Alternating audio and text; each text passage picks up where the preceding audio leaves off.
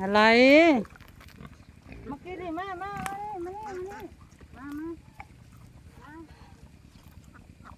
นี่มานี่มาแม่ดูแลเจียวมานี่เร็วมากินกาแฟเร็ว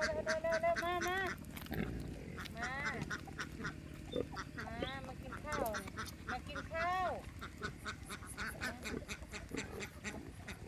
มากินมานู่นไปกินนู่นมาเร็ว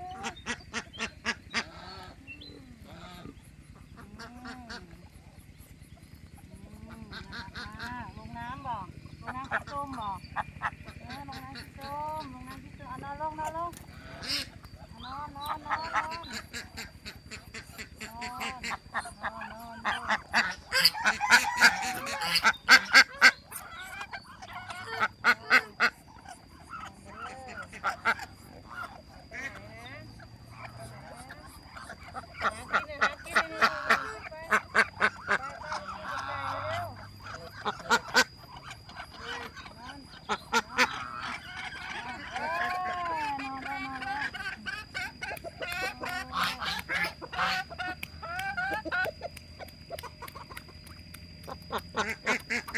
มาตูนไข่ตูนไข่เจียวไข่ตูนไข่ตูนไข่ต้มมาแม่ไข่เจียวนี่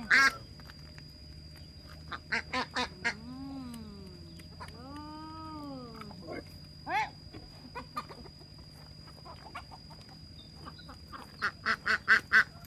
ไม่ให้มาสำหรับคลิปนี้ก็ประมาณนี้นะคะฝากใครเป็นกำลังใจให้ย่าชีกกอกด้วยนะคะท่านผู้ชมมาดูอาหารก่อนเป็นกำลังใจติดด่าน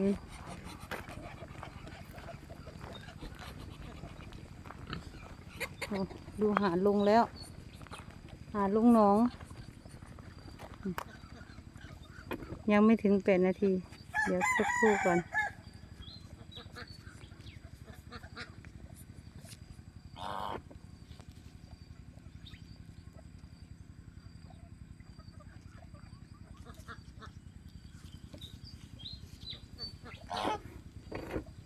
หาเล่นน้ำหมูก็เล่นน้ำหาเล่นน้ำค่ะทีมาดูหาลงเล่นน้ำไป2 ตัวนี้ก็ไปอิ่มแล้วก็ไป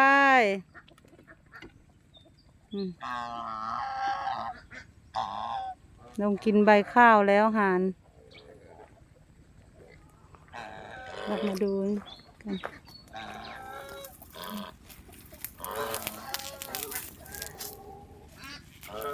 มันจะเป็นหางรางแบบนี้แล้วก็มันก็จะลงไปในน้ำตึ้ง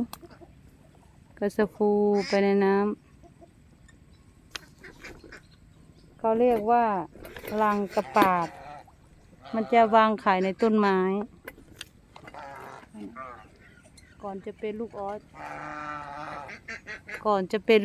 นะคะมันก็จะเป็น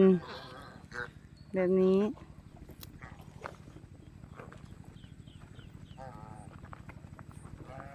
ไอเจียวลงหนองแล้วพวกไอเจียวลงหนองแล้วไอตูนไอต้มเจียวลงหนองอีกแล้วพวกแม่ขี้ต้มอีกแล้ว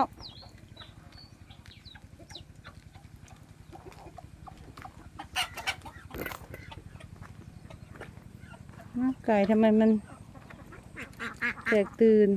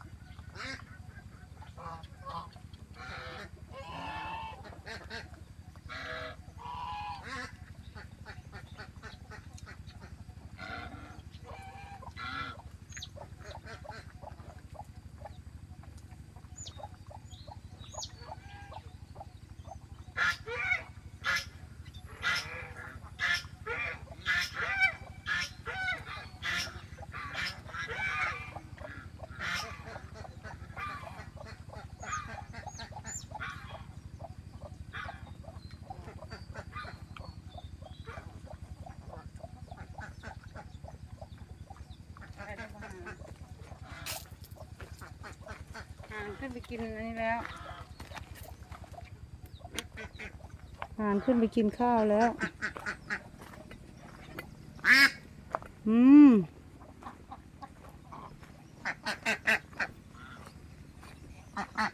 ตัวนั้นก็จะเป็น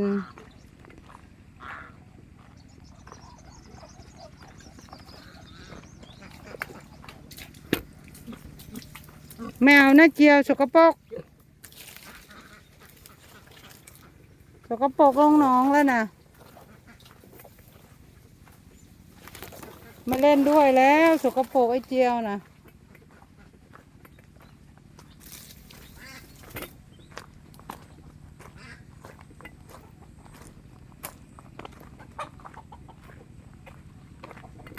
เดี๋ยวจะหาเก็บมะม่วงให้เจียวก่อนนู่นมะม่วงสุกมะม่วงสุก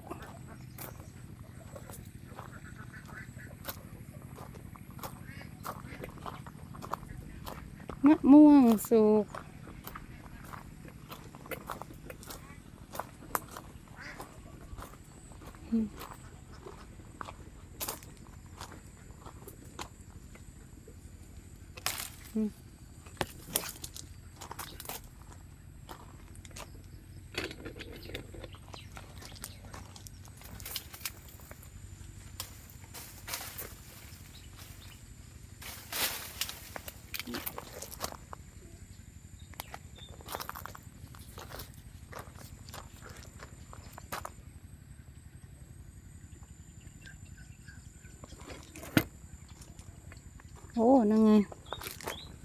ลาชนก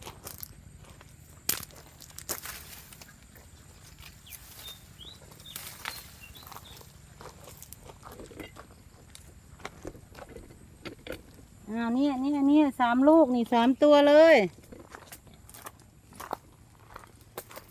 นี่3 ลูก 3 ตัวเลยนี่เอาไหมตัวนี้ตัวนะเจียว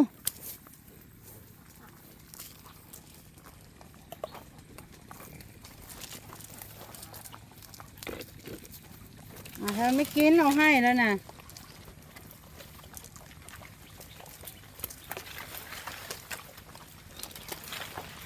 นี่